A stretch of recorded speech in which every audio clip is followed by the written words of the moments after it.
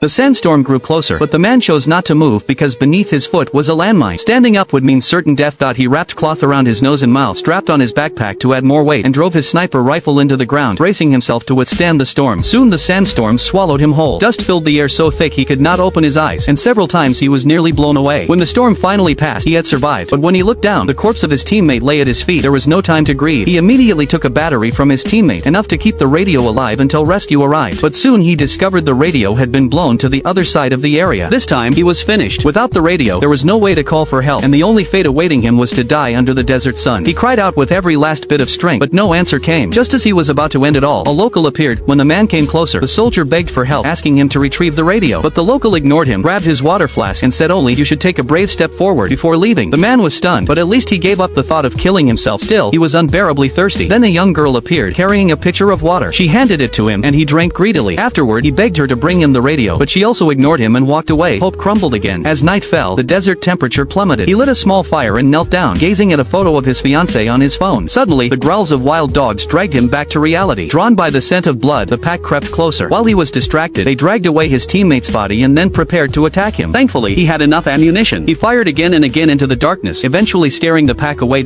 By dawn, he was still alive. The same local returned, praising him for surviving the night alone in the desert. He even fetched the radio for him. Before leaving, he cupped the man's face in his hands and repeated the same words, "You should take a step forward." By then the soldier was dangerously weak. His watch showed 28 hours had passed, and his swollen foot, pressed onto the mine for so long, looked ghastly. Under such extreme strain, hallucinations began. His dead teammate appeared alive again, encouraging him to take a step forward. Finally, his strength failed, and he collapsed. Just as his left foot was about to lift from the ground, a pair of hands caught him. It was the local once again. The local treated his wound skillfully, fed him a hallucinogenic drink, and told him it would buy him more time, though the cost would be even stronger visions. Sure enough, when the local left, the hallucinations grew. He saw his parents arguing when he was a boy, a bar fight where someone was bullied, his mother lying in a hospital bed. In each memory, he froze like a man standing on a mine, never daring to move forward. At last, his teammate's apparition returned, reminding him that rescue was near, but only if he made himself visible. 3 meters away lay a signal flare. He reached, but could not grasp it. It was time to end this. He took a step forward. To his shock, nothing exploded. His legs gave out, and he collapsed to the ground. Digging under his foot, he discovered it had not been a mine at all, only a rusty tin can. He lay there laughing and crying, then pulled the cap on the flare. Red smoke billowed skyward, catching the attention of the rescue team.